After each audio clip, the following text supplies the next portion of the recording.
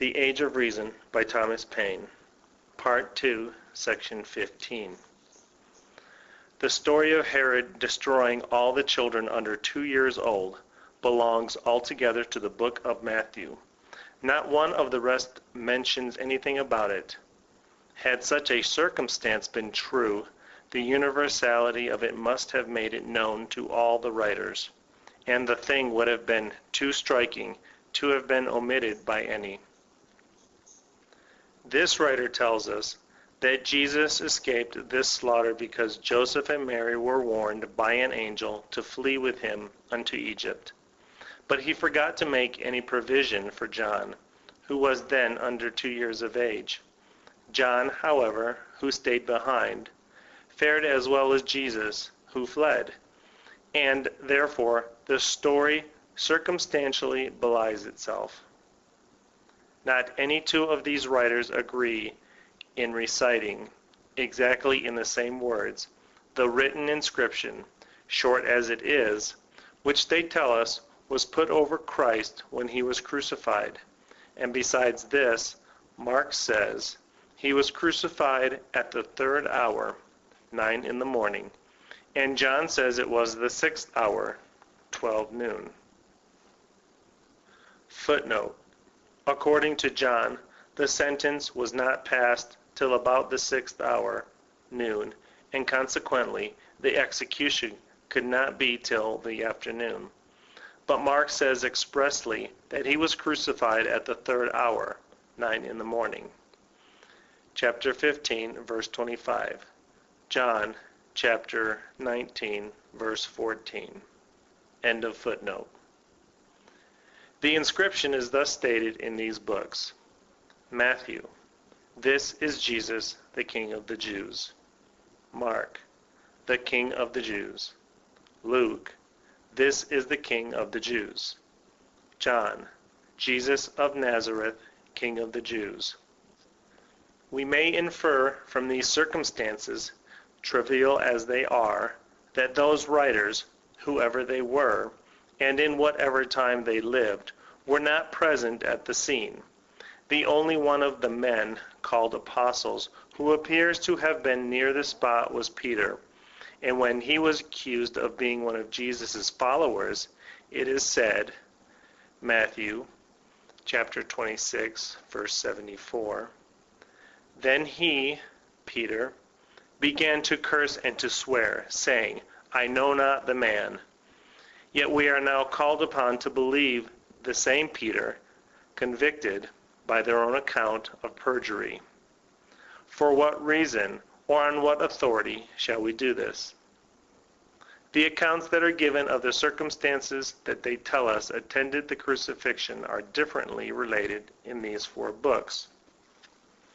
The book ascribed to Matthew says, chapter 27, verse 45, Now from the 6th hour there was darkness over all the land unto the 9th hour. Verse 51, 52, 53.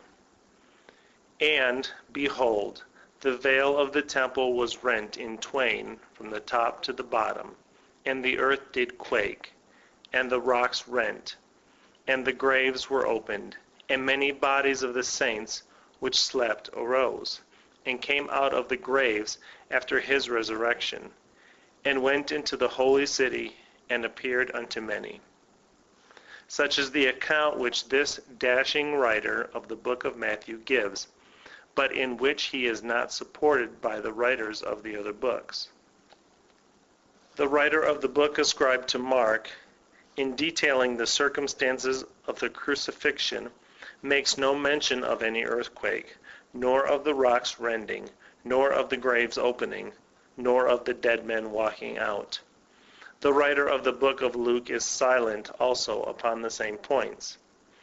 And as to the writer of the book of John, though he details all the circumstances of the crucifixion down to the burial of Christ, he says nothing about either the darkness, the veil of the temple, the earthquake, the rocks, the graves, nor the dead men. Now, if it had been true that those things had happened, and if the writers of those books had lived at the time they did happen, and had been the persons they are said to be, namely the four men called apostles, Matthew, Mark, Luke, and John, it was not possible for them, as true historians, even without the aid of inspiration, not to have recorded them.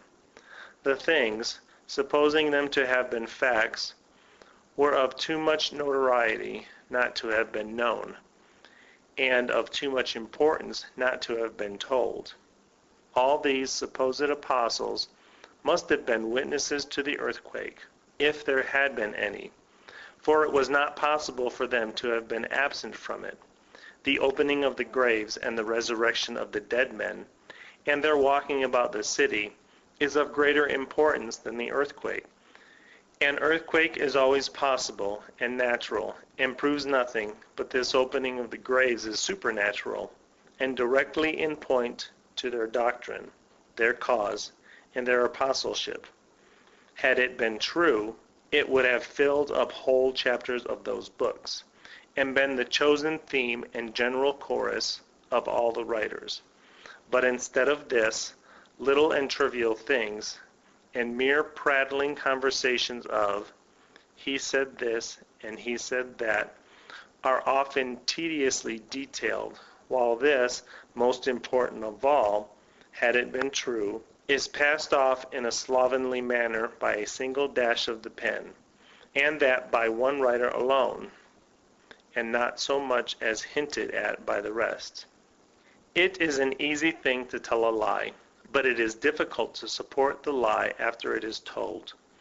The writer of the book of Matthew should have told us who the saints were that came to life again, and went into the city, and what became of them afterward, and who it was that saw them.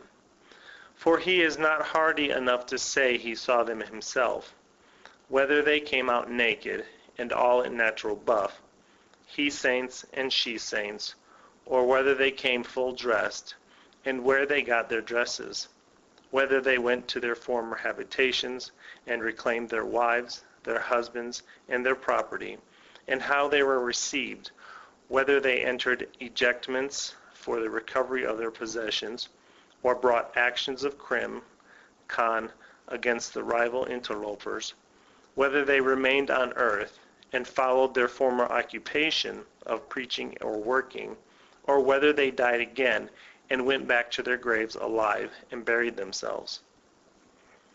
Strange, indeed, that an army of saints should return to life, and nobody know who they were, nor who it was that saw them, and that not a word more should be set up on the subject, nor these saints have anything to tell us. Had it been the prophets who, as we are told, had formerly prophesied of these things, they must have had a great deal to say. They could have told us everything, and we should have had posthumous prophecies, with notes and commentaries upon the first. A little better at least than we have now. Had it been Moses and Aaron and Joshua and Samuel and David, not an unconverted Jew had remained in all Jerusalem. Had it been John the Baptist and the saints of the time then present, everybody would have known them, and they would have outpreached and outfamed all the other apostles.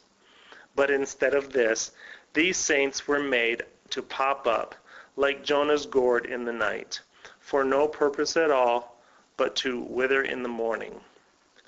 Thus much for this part of the story. The tale of the resurrection follows that of the crucifixion, and in this as well as in that, the writers, whoever they were, disagree so much as to make it evident that none of them were there. The book of Matthew states that when Christ was put in a sepulchre, the Jews applied to Pilate for a watch or a guard to be placed over the sepulchre, to prevent the body being stolen by the disciples, and that, in consequence of this request, the sepulchre was made sure, sealing the stone that covered the mouth and setting a watch. But the other books say nothing about this application, nor about the sealing, nor the guard, nor the watch. and according to their accounts, there were none. Matthew, however, follows up this part of the story of the guard, or the watch, with a second part that I shall notice in the conclusion, as it serves to detect the fallacy of these books.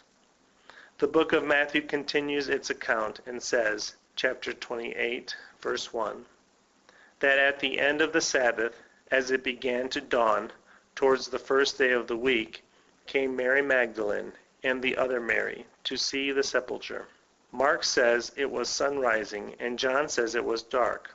Luke says it was Mary Magdalene and Joanna and Mary, the mother of James, and other women that came to the sepulchre. And John states that Mary Magdalene came alone. So well do they agree about their first evidence. They all, however, appear to have known most about Mary Magdalene. She was a woman of large acquaintance, and it was not an ill conjecture that she might be upon the stroll. The book of Matthew goes on to say, verse 2, and behold, there was a great earthquake, for the angel of the Lord descended from heaven, and came and rolled back the stone from the door, and sat upon it.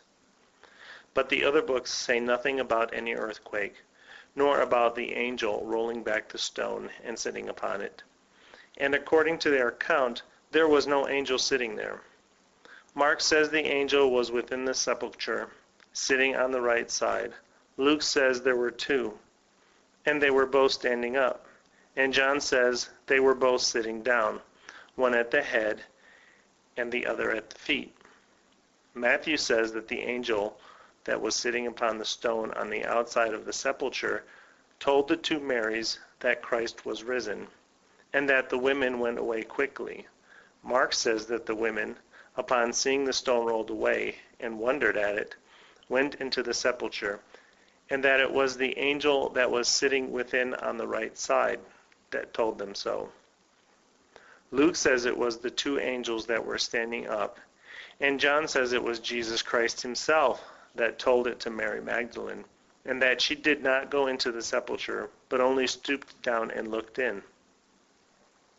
Now, if the writer of those 4 books had gone into a court of justice to prove an alibi, for it is of the nature of an alibi that is here attempted to be proved, namely, the absence of a dead body by supernatural means, and had they given their evidence in the same contradictory manner as it is here given, they would have been in danger of having their ears cropped for perjury, and would have justly deserved it.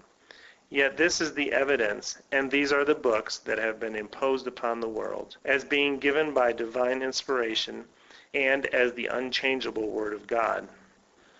The writer of the book of Matthew, after giving this account, relates a story that is not to be found in any of the other books, and which is the same I have just before alluded to.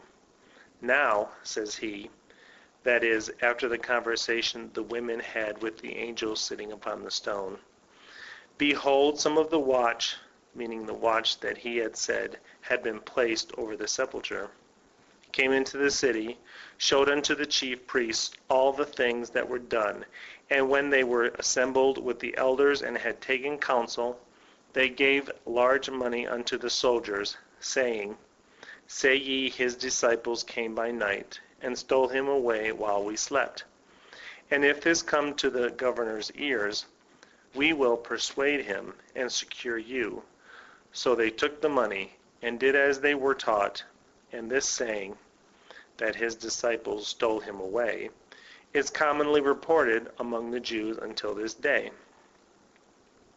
The expression until this day is an evidence that the book ascribed to Matthew was not written by Matthew, and that it had been manufactured long after the time and things of which it pretends to treat. For the expression implies a great length of intervening time. It would be inconsistent in us to speak in this manner of anything happening in our own time. To give, therefore, intelligible meaning to the expression, we must suppose a lapse of some generations at least, for this manner of speaking carries the mind back to ancient time. The absurdity also of the story is worth noticing, for it shows the writer of the book of Matthew to have been an exceedingly weak and foolish man. He tells a story that contradicts itself in point of possibility. For though the guard, if there were any, might be made to say that the body was taken away while they were asleep, and to give that as a reason for their not having prevented it, that same sleep must also have prevented their knowing how and by whom it was done. And yet they are made to say that it was the disciples who did it.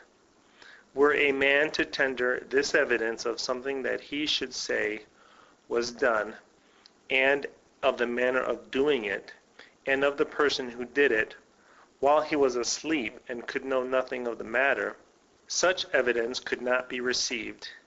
It will do well enough for testament evidence, but not for anything where truth is concerned. End of section 15.